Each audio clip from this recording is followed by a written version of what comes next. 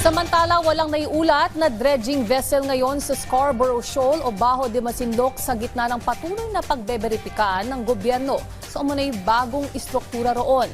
Sa monitoring naman ng Philippine Navy, higit sa 20 barko ng China ang nasa lugar. Yan ang ulat ni Patrick De Jesus. Commercial satellite imagery ito nakuha noong May 28 sa Scarborough Shoal o Bajo de Masinloc. Makikita sa larawan ang mistulang istruktura o bagay na nasa timog na bahagi ng bahura.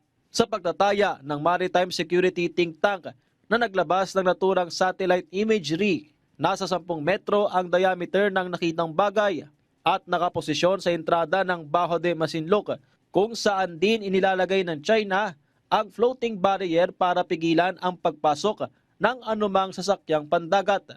Hindi umano malinaw kung isa itong fixed structure, marker, boya o monitoring instrument. Hindi kinumpirma ng Armed Forces of the Philippines kung ito rin ang tinutukoy sa raw information na binanggit ni Defense Secretary Gilberto Teodoro Jr. Ayon sa AFP, wala namang naiulat ngayon na dredging vessel sa Bajo de Masinloc sa gitna ng patuloy pa rin na verifikasyon sa posibleng bagong istruktura.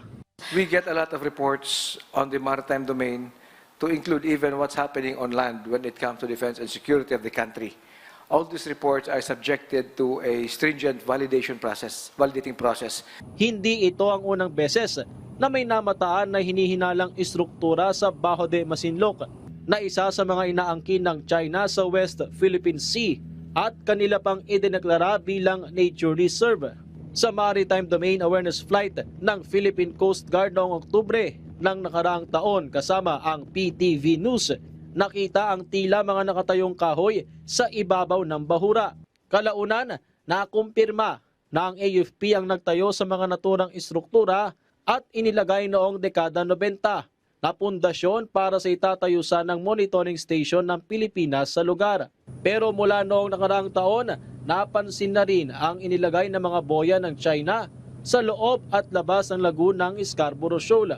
Sa pinakahuling monitoring ng Philippine Navy, 20 barko ng China Coast Guard ang namataan sa Scarborough Shoal, habang mayroon din na 7 barko mula sa People's Liberation Army o PLA Navy. Rest assured that we have the appropriate strategy anchored on the CAD Sea to ensure the security and protection of our maritime domain. Patrick De Jesus para sa Pambansang TV sa Bagong Pilipinas.